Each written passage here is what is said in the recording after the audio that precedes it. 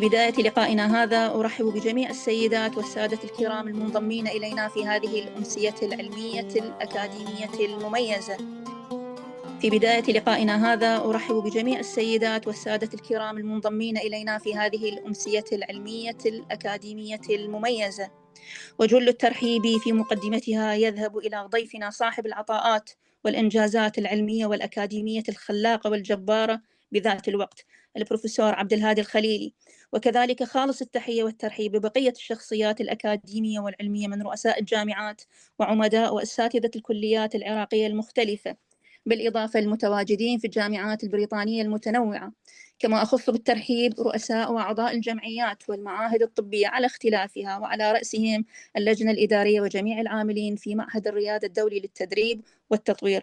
هذا بالإضافة إلى جميع الزملاء والزميلات من الأعضاء العاملين في فريق جمعية الشباب الأكاديمي العراقي من اللجان المختلفة والمتمثلة بالاستشارية والإدارية التنفيذية والتحضيرية. وبالتأكيد نحن سعداء لنكون فيما بين جيل النخبة حقيقة من الرواد، وكذلك المبدعين من الجيل الشبابي، سواء من الأكاديميين والأطباء والصيادلة والممرضين العاملين في المستشفيات العراقية والبريطانية على حد السواء. فأهلا ومرحبا بكم جميعا معنا في هذه الأمسية. ضيفنا اليوم يحق لنا جميعا أن نفخر به كقامة أكاديمية وعلمية شامخة ذات عطاءات مميزة وأخلاقيات نبيلة وسامية، شخصية لم يعرف اليأس والمستحيل يوما طريقا إليها، إذ آمنت بأن النجاح يتطلب 5 مراحل متعاقبة، حيث الإيمان، الرغبة، القدرة، الظروف المناسبة، وإدامة الزخم. كما تبنى البروفيسور عبد الهادي الخليلي التفاؤل بالنظر إلى ما تبقى من الكأس بدلا من التحسر على ما فقد منه، وهذه حقيقة دروس على الجيل الشاب أن يستفيد منها ويأخذ العبر قدر المستطاع. السيرة الذاتية طبعا كما ذكرت البروفيسور عبد الهادي حقيقة يعني ما تعرف من وين تبديها ومن وين تنتهيها، لكن حاولت الاختصار والإيجاز قدر المستطاع، لأن أحسس أن كانت هناك يعني مراحل مهمة في حياته وفي عطاءاته. تخرج البروفيسور عبد الهادي الخليلي من كلية الطب جامعة بغداد عام 1966، حيث كان الأول على دفعته، وقد قال عنه الأستاذ خالد القصاب بأنه أفضل من تخرج على يديه. أما في إنجلترا اعتبره أستاذه مايلز كيبسون بأنه أفضل مقيم عمل معه خلال 15 عام.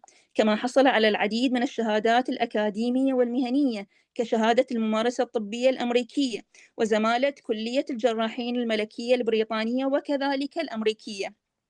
حاصل على ماجستير فلسفة العلوم من جامعة برادفورد في إنجلترا عام 1986. نشر أكثر من 30 بحثا في مجلات عالمية وعربية، وقد انتخب عضوا في لجنة البحوث في منظمة الصحة العالمية لمنظمة الشرق الأوسط. كما كانت بداية تخصصه في مجال جراحة العيون، ثم انتقل إلى تخصص الجراحة العصبية، وقد استحدث مركز جراحة محجر العين الوحيد في الوطن العربي، كما استحدث وحدة الفسلجة العصبية في شعبة الجراحة العصبية، وأنشأ وحدة الحاسبات في مستشفى الجراحات العصبية، واستحدث مكتبة قاعدة المعلومات ميدلاين في كلية الطب جامعة بغداد. له العديد من الابتكارات والاستنباطات العلمية الطبية، هذا بالإضافة إلى المؤلفات والترجمات، كما أشرف على العديد من أطروحات الدكتوراه والماجستير والدبلوم. هذا طبعا بالإضافة إلى تسنمه العديد من المناصب الأكاديمية والإدارية، حيث عمل أستاذا للجراحة العصبية في كلية الطب جامعة بغداد، استشاري ومدير شعبة الجراحة العصبية في مستشفى الجراحات التخصصية بمدينة الطب، كما كان مشرفا على مركز جراحة محجر العين، كما أشرف على وحدة البحوث العصبية في كلية الطب. عمل نائبا لرئيس مجلس السرطان في العراق، وقد كان عضوا في العديد من اللجان الأكاديمية مثل لجنة رعاية العلماء، ولجنة تقييم بحوث أساتذة جامعة بغداد، وهيئة البحث العلمي في وزارة التعليم العالي، وكذلك عضو لجنة البحوث الصحية في منظمة الصحة العالمية. رحبوا معي بضيفي الكريم البروفيسور عبد الهادي الخليلي. أهلا ومرحبا بكم وبه معنا. تفضل البروفيسور. الشكر والشكر الجزيل لك على المقدمة، وأقول بسم الله الرحمن الرحيم. السلام عليكم ورحمة الله وبركاته.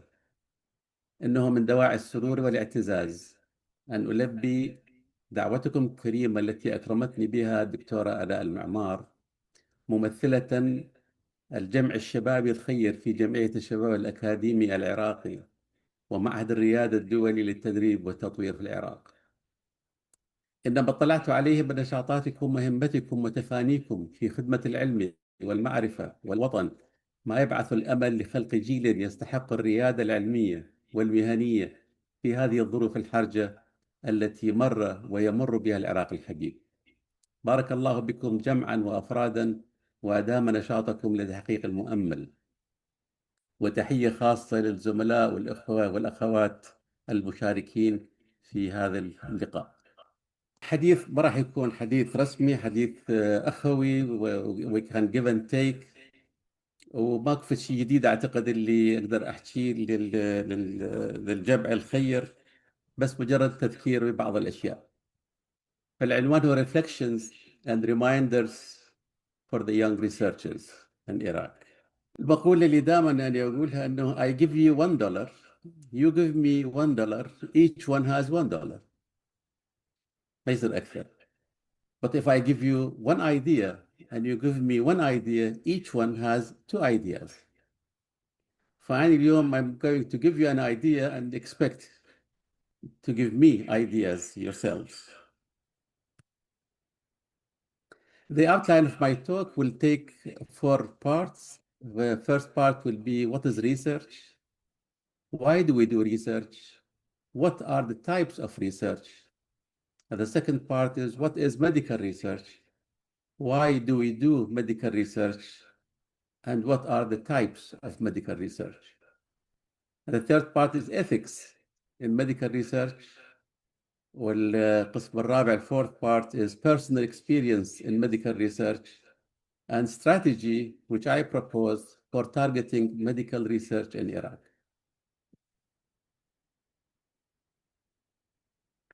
Now, if we go to what's research, it's a systematic and methodical process of inquiry aimed at discovering, interpreting, revising knowledge, والهدف من عندها aimed at to answer questions, solve problems, and develop new understanding from what we have now.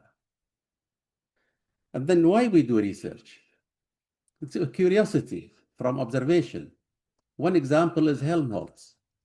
Helmholtz is a professor of medicine في ألمانيا في the 19th century. His basis was mathematics and physics. بس أبوه دخله بالقوة للكلية الطبية. When he was teaching at the class, one of the students came to him after the class and asked him, Professor, you say, and everybody says, that we see things when light goes into the eyeball and then we see things. Why we don't see the eye is lightened? Why do we see the pupil black? And he says, for 2 nights I couldn't sleep. Try to see what's the reason and try to find an answer for this guy. So he discovered that the shadows of the things in front of us will be reflected on the eye, and then the pupil will be black. So he improvised a system where he puts the candle beside the head of the person he wants to examine, and then he sits in front of him with a mirror and hole inside the mirror, and he will look through that light, and the mirror will reflect the light into the eye, and then he will see, and he with lenses, he saw the retina and he saw the arteries of the retina, and he shouted, I am the first man in the human history to see a living arteries of the body. Same thing applies to James Watt and Newton, and then it was curiosity and from observation. The second one solves specific problems. Problem at the تصحر, desertification. Desertification, يعني you want to see exactly why and how you can solve this problem and what is the reason and what's the magnitude of this problem. The third one is to understand the world more.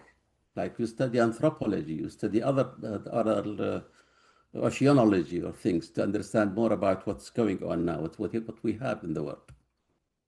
The fourth one, to innovate and advance artificial intelligence and other related things in the new era.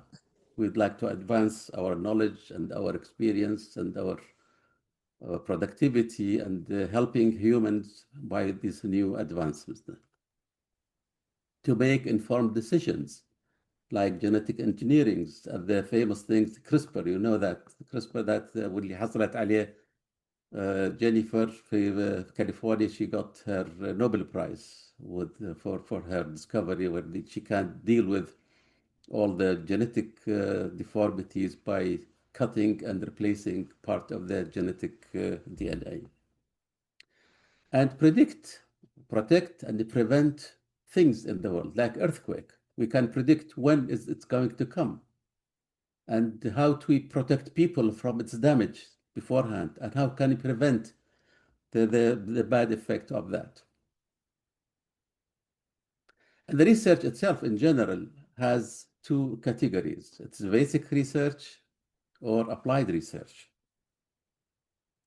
And the basic research, fundamental research, aims at expanding our knowledge. مثل ما قلنا بالكاتيجوري 1 مثلا اللي هو we need to study about lost civilizations. We need to study about photosynthesis, how it is done. مثلا the sunflower, what is the motor which makes it move with the sun? How mechanically it works? We call it chemicals. What is the cognitive function of the brain? How we think, what's our emotions? Or the Big Bang Theory, what is the Big Bang, how it started, the basic knowledge of this, which is a basic research. Or it is applied research. And applied research solves problems and improves outcomes. We use the basic research to apply for solving the problems, like, for instance, developing vaccines or planning for better education policy or new product or how to stop crime. So all these applied, but based on the knowledge we get from the basic research. Now, if we move to the medical research, what is medical research? It is a systematic and scientific investigation of health, disease, and health systems. Its primary goal is to improve understanding of prevention, diagnosis, treatment, and management of diseases.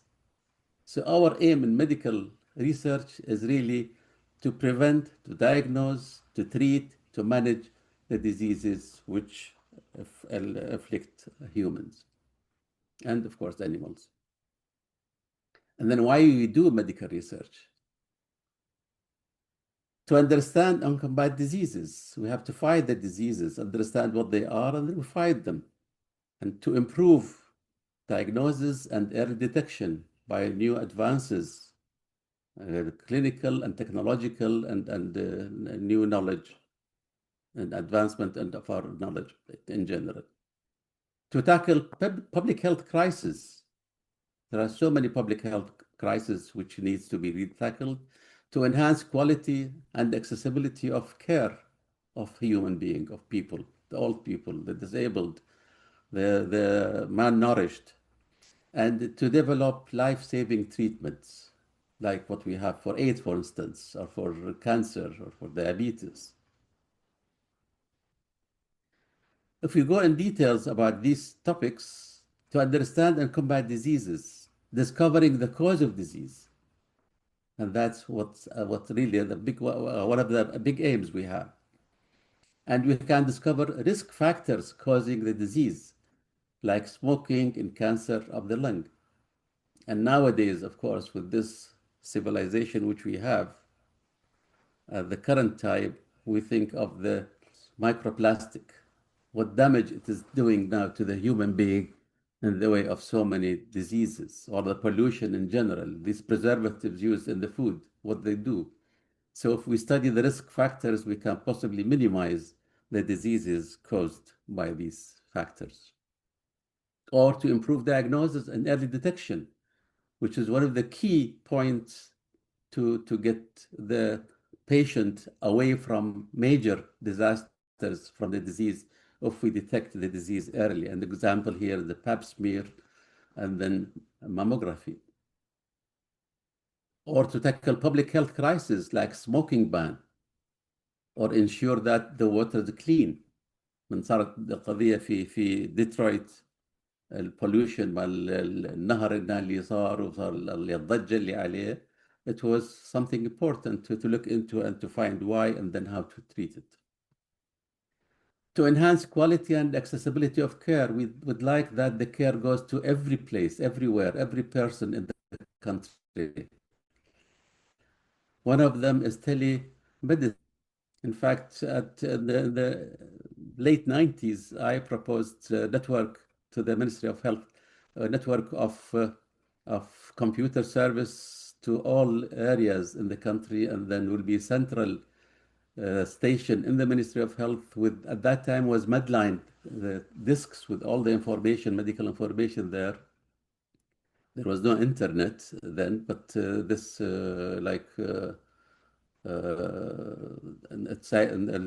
what you call it, network, the national network of this. And then in fact I supervised دكتورة ميسون اللي كانت بالماجستير مال التقويم المصري، الدكتورة اللي هي مديرة مكتبة جامعة بغداد في ذلك الوقت، على networking of computer to the rural areas and all areas of the country. Or you can مثلا enhance quality of reducing maternal mortality. To develop life-saving treatments, we have really to work very hard to make sure that we can find medications or treatment to a lot or all the ailments we have. And examples like insulin, like organ transplantation, pacemakers, and all these will help in saving the life of patients. And now, what are the types of medical research? So we know the aim now, and we need to know about the types. The types are clinical research, laboratory research, meta-research, and healthcare research. In fact, in the year 2000, I think, in the summer holiday, I gathered about 50 of bright students from the second year to the sixth year. And then we tried to call them الجمعية أو لجنة بحوث الشباب الطبية في ذلك الوقت، وكان يرأسهم دكتور ياسر حميد الموسوي السايكايترست في كارديف. You may know him. He's a very bright guy. He was the top graduate in his year. And we divided the students into 4 groups, almost like this group. And then when you come to clinical research, it is testing a new, for instance, COVID vaccine efficacy. Now there is a trend, and the whole COVID vaccine is dangerous, can produce problems, especially for children. So we can study that in our clinical research, or tackling or tracking the side effects of cholesterol lowering drugs. there نستعمل احنا اشكال انواع lowering drugs مثلا, and it causes قسم من destruction of the muscles, so that's some other side effects. So we'd like to, in our research or clinical research, we follow this. And the lab research is mechanisms of chemotherapy drugs destroy cancer cells, and all done in the lab, or using the stem cells in spinal cord injury,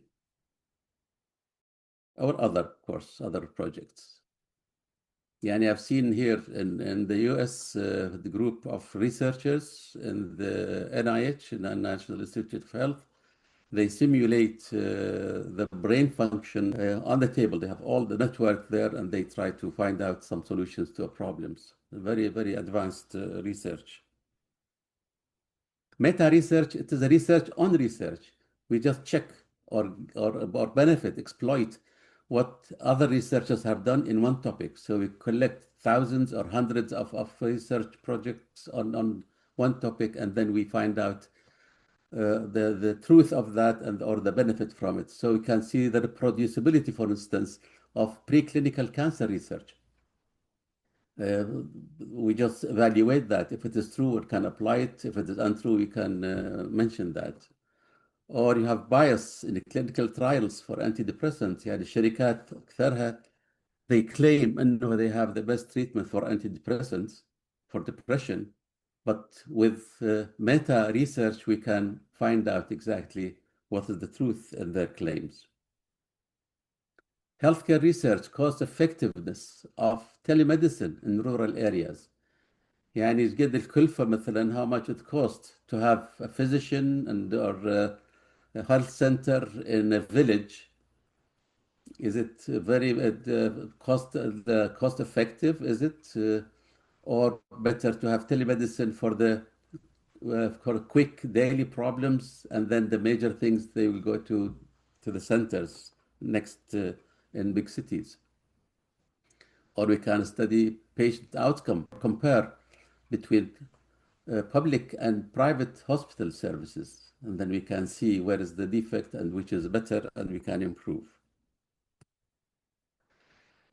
Now, every topic has ethics, of course, and I'm proud to tell you that one of the best in the United States in this field is an Iraqi. His name is Adil Shammu, and he has established a journal of accountability in science.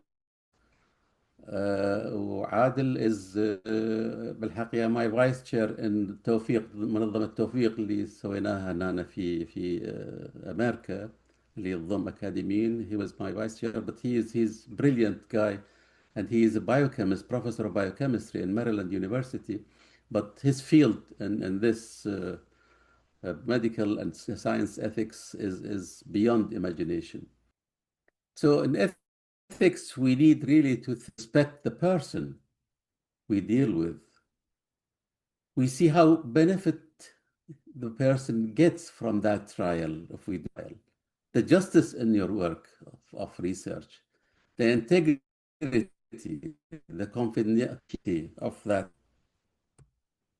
So the respective person consent, we have to tell the person who is going to be researched on in a trial exactly what's going on, what he's going to face, what are the problems he's going to see. Is it beneficial of significant percentage that would be beneficial? And then protect vulnerable populations اللي مثلا in prisons or disabled people or other groups, old people or comatose. We have really to be very, very protective for these vulnerable population, and honor participants' right to withdraw. At any time the participant would like to withdraw, he has the right to do so. Beneficence and non-maleficence. Maximize benefits to the person you are trying on and minimize harms. This is very important. You don't do it for the sake of doing it only. This is a human being, and you are responsible for his well-being. And avoid any unnecessary risks or suffering. And justice ensure fair selection of participants. You don't be biased in your selection. You have to be really fair and avoid exploitation of disadvantaged people. فقير مثلا أنت تعطي فلوس حتى تستعملها وتستخدمها للبحوث. This is unaccepted if you use something which can be harmful to him. Again, confidentiality and privacy. This is very important to protect the personal and medical information. This is very private, and use anonymization and secure data handling. You don't use names in here, and the patient will not know that he is taking the medication or is taking placebo.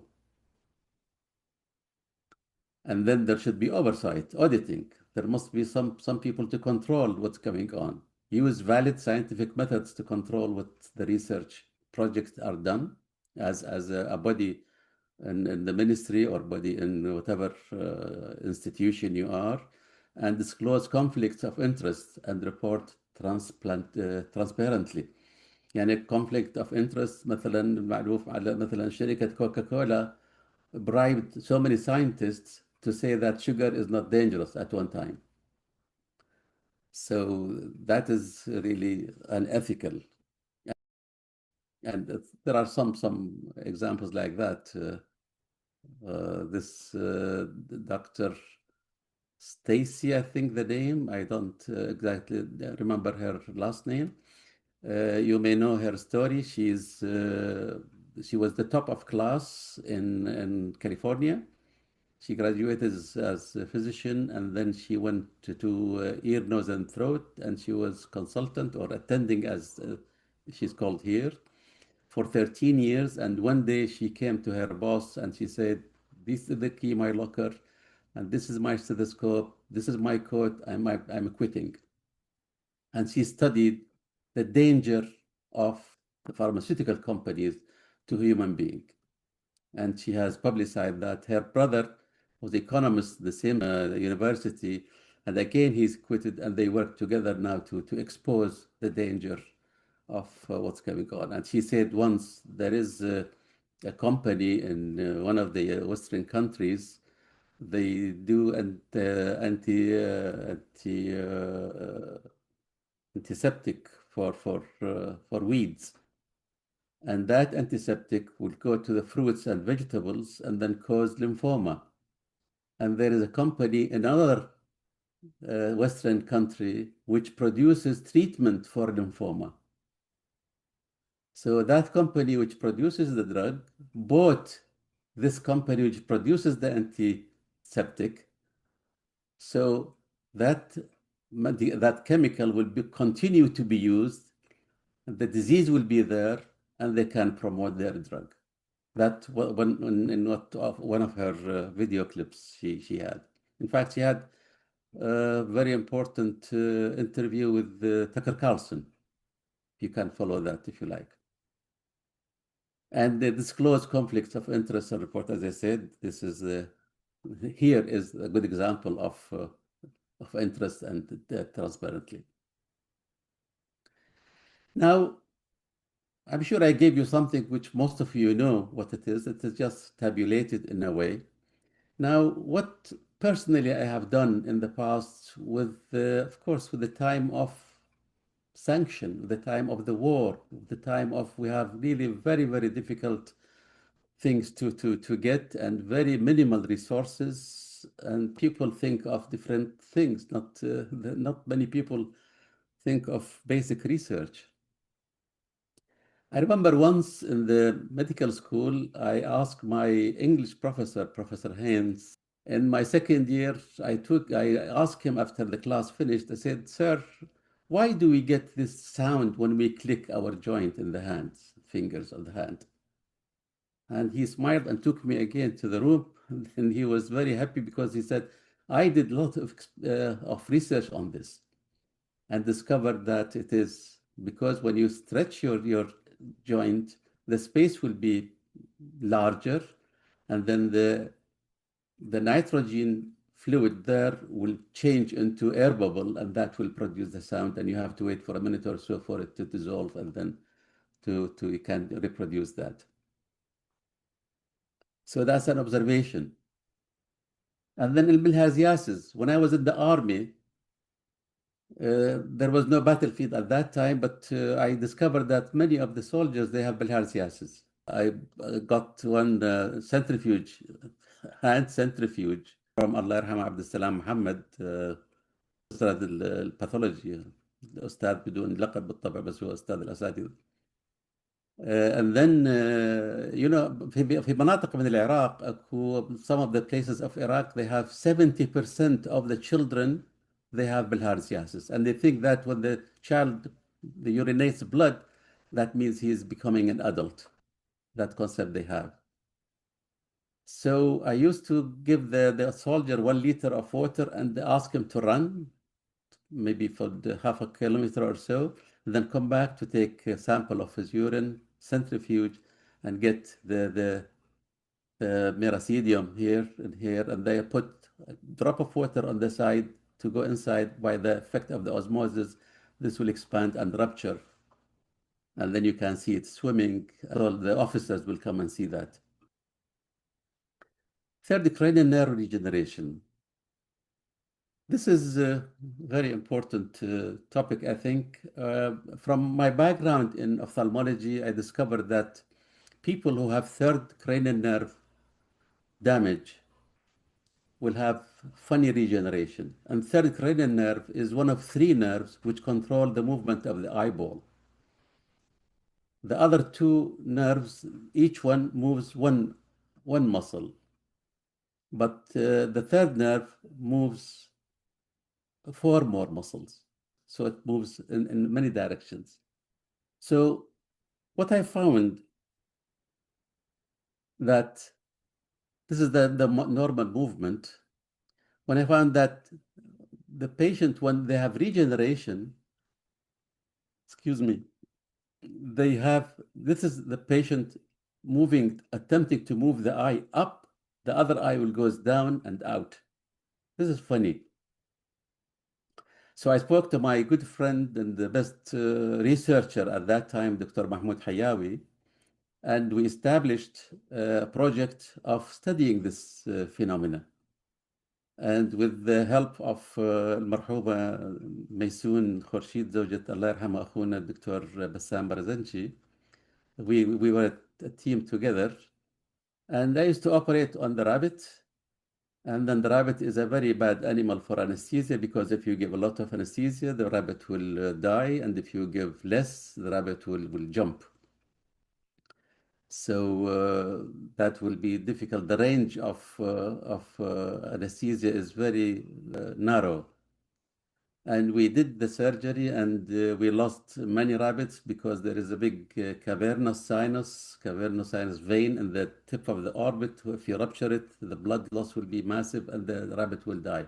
In any case, we got about 12 or 14 rabbits survived. And after 1 year of follow-up, we are pleased that we saw some changes, some improved changes. And then at the end of the year, we were expecting to send the sample to a professor from Germany, who I spoke with when I was in Germany about studying the histopathology of the nerve. And the project, by the way, was approved by one of the neurologists in UK. I spoke to him at that time.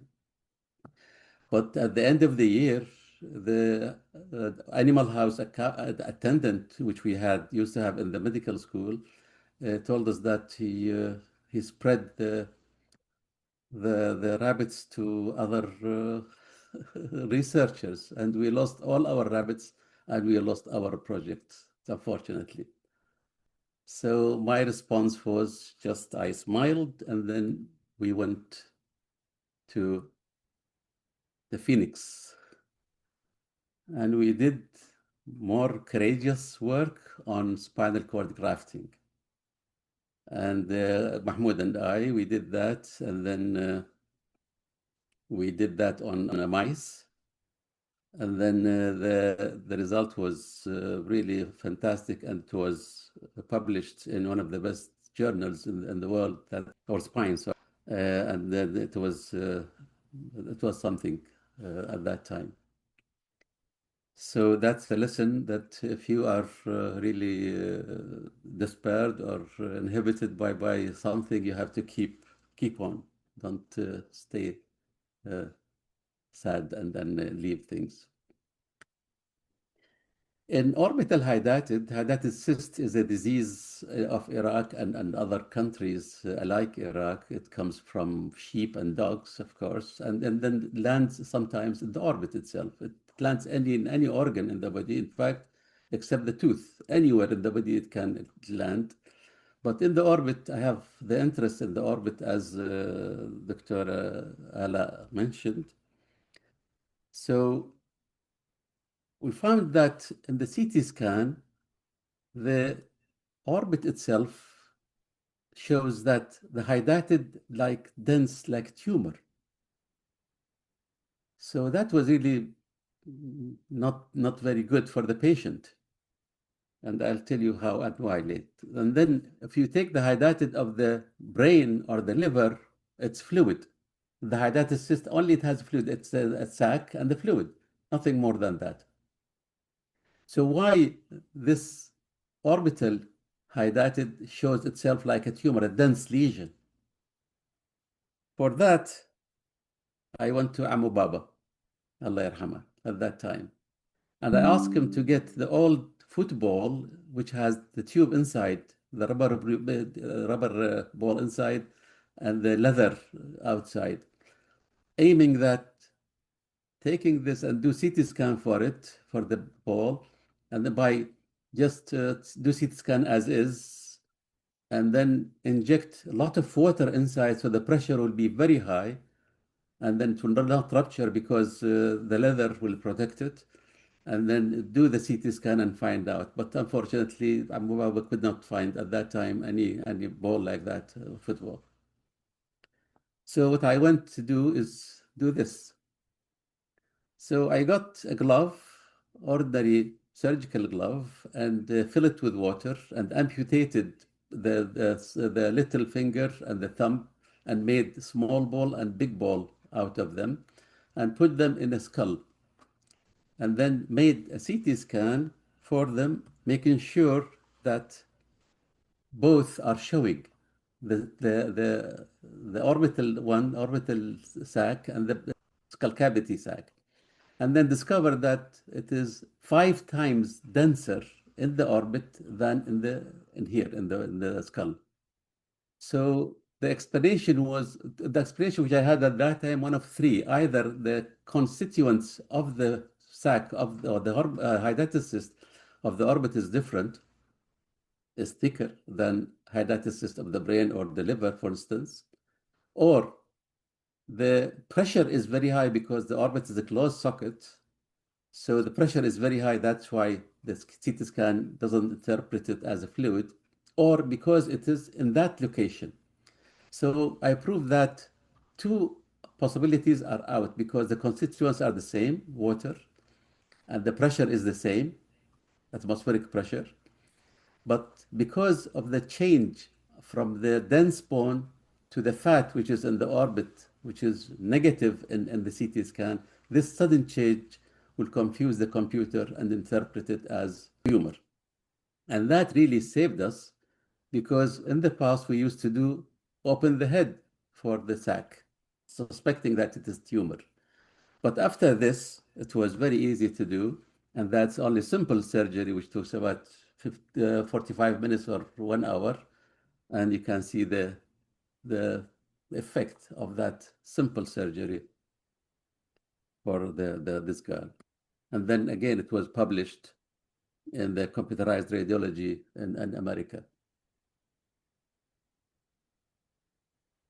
Body hydatid cyst is another problem in Iraq, of course, affecting, as I said, every part of the body except the tooth. And then we can see here that these small dots, and each one of this, hundreds of thousands maybe, each one, if there is rupture, each one will develop one of these cysts. So it's so dangerous, and you have to be very careful as a surgeon in the brain or in the body not to rupture the cyst. So for that, I was thinking of this plastic gun for children, where they throw this and it sticks to the wall. So I thought I improvised something which will be like that, which will stick to the hydatid cyst and pass a needle there in the catheter to suck all the water out, but still stuck to the wall. You can take it out easily without any contamination. And I had a prototype done في مجلس البحث العلمي، الله يرحمه أو يذكره بالخير، فشاب بديع من الموصل اسمه موفق، كان مسؤول عن المختبر الزجاجي، سوى لي إياها من زجاج. It was very difficult to because it's 3 tubes, one inside the other. And then بعدين في التصنيع العسكري، صديق عندي هناك مهندس سوى لي إياها من كروم، فشي بديع. But unfortunately, it was lost in the mess of what was going on at that time. It was to be published in Germany at that time. Now, biofeedback in resistant epilepsy, that's another project. There was a professor at McMaster University called Professor Upton of neurology, and he improvised the way of feedback treatment for epilepsy.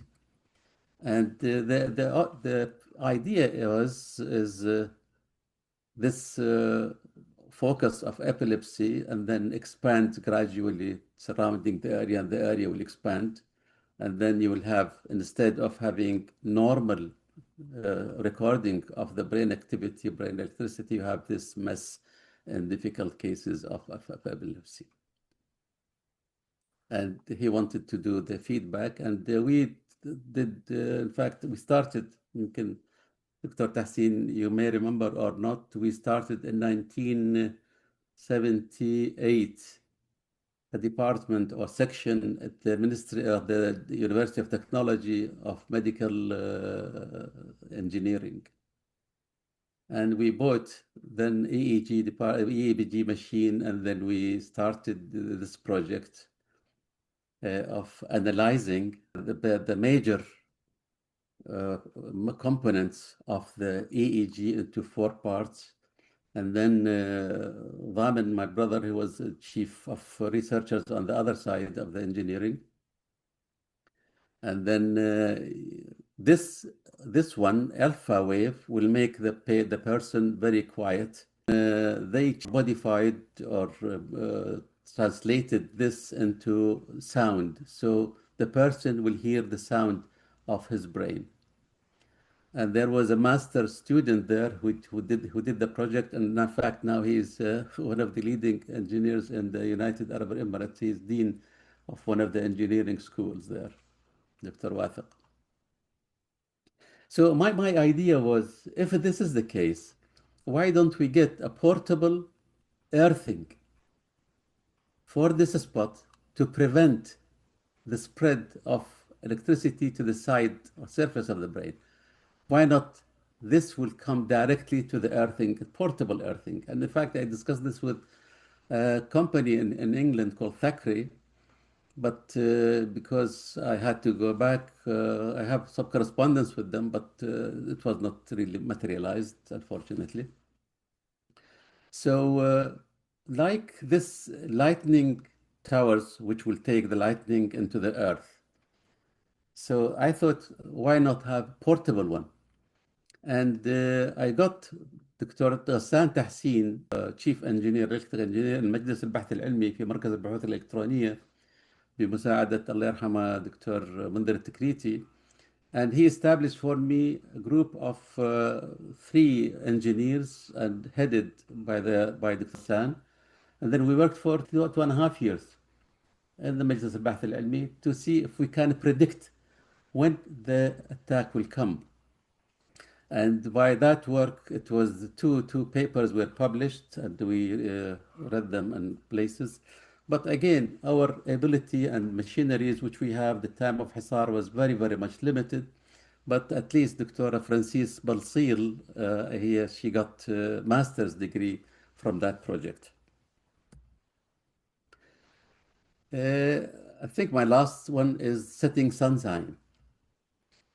Children with hydrocephalus, with the expanded spaces of the brain with water, with CSF, with cerebrospinal fluid, they have one of the signs, their eyeballs will go down. So it was simulated by scientists in the past, by neurosurgeons, that it looks like the setting sunshine, they call it. But what I have done, I improvised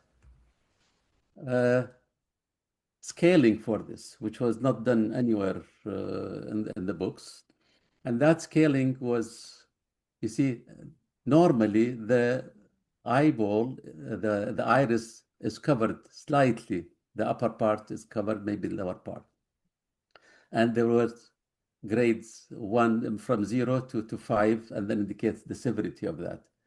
And in fact, I presented this in a Zoom meeting of American neurosurgeons and Iraqi neurosurgeons, but now it is published as an editorial in this journal.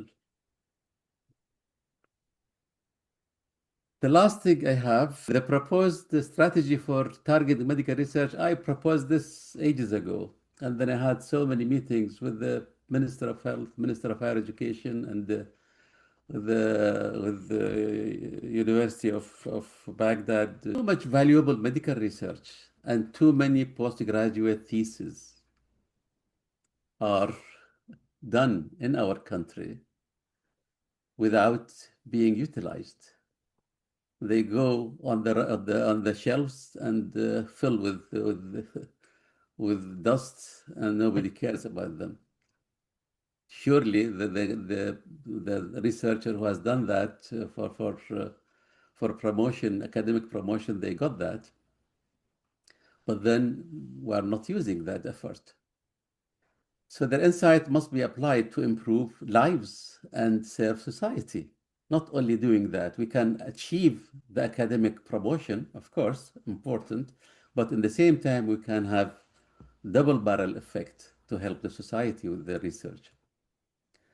So these strategies should be goal-oriented and time-bound, align with national priorities and development plans of the country, of the government, and ensure coordination between the ministries of higher education and health and maybe other related, like before you had the Ministry of Science Technology. So the categories which I propose to be done, to be looked into by the Ministry of Higher Education, Ministry of Health, and maybe other institutions, the categories are 4 categories. 1, the major national health challenges, which come to top 10 causes of mortality. Heart attacks, car accidents, and others, of course. We need to know what is the problem, the magnitude of the problem, and how can we deal with that, how can we improve the outcome. The top 10 most prevalent diseases like diabetes and obesity, and these are killing diseases, and we need to know more about them. And then acute public health problems, concerns like pollution, malnutrition, and others. And endemic diseases like tuberculosis or hydatid disease or other diseases. And the second one is the supporting sciences. We cannot work as physicians on our own. We are useless on our own for progress of medicine. We need other specialties. اللي أنا أسميه تزاوج العلوم. Without تزاوج العلوم, you cannot progress at all. And that includes not only science, includes الآداب والتاريخ واللغة, كلها تزاوج. And then you can be really a good leader, a good scientist, a good researcher. So supporting sciences like electronics, you need monitoring devices, study that in details. You need electrical engineering like neurophysiology, like electroencephalogram or electromyography or something. Mechanical engineering like prosthetics and others, and physics, imaging systems, chemistry, medicine, and I should have put Dr. Tahsin there. The AI as well is included, of course. So we have supporting sciences which will help in well-being and progress of medicine and society. The third one is aligned with global research trends. We cannot be away from the science in the world, although we cannot really compete with them, but at least we can go in that line, like in molecular biology or advanced robotics or advanced genetics or something like that, or again, AI.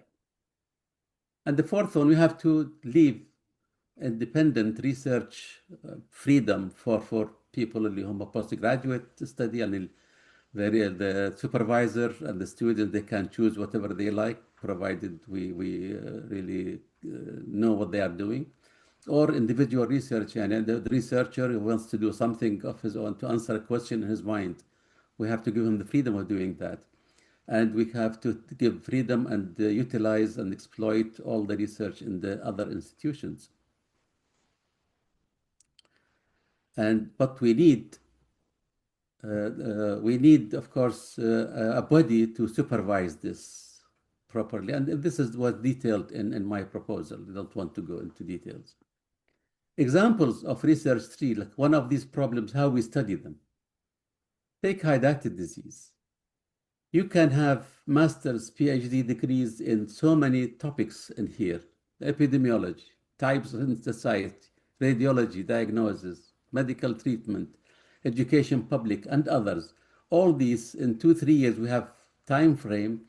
And by the end of 2-3 years, we have this tree will get the stem all the information will go to the STEM, and then we'll have a national strategy which we can implement and use for that disease to combat. Or, for instance, we go for car accidents, and we can study that. The mechanical engineer, the electrical engineer, the media, the emergency medicine, the emergency radiology, all these things can be used to improve this. In 2-3 years, we have a strategy for that. And then Jonas Salk, اللي سوى البوليوميلايتس vaccine, he says, hope lies in dreams, in imagination, and in the courage of those who dare to make dreams into reality. قبل ما أخلص, before I finish, do you know this? Anybody knows what this creature is? والله No? دكتور, I will say alien, but I don't think he's an alien.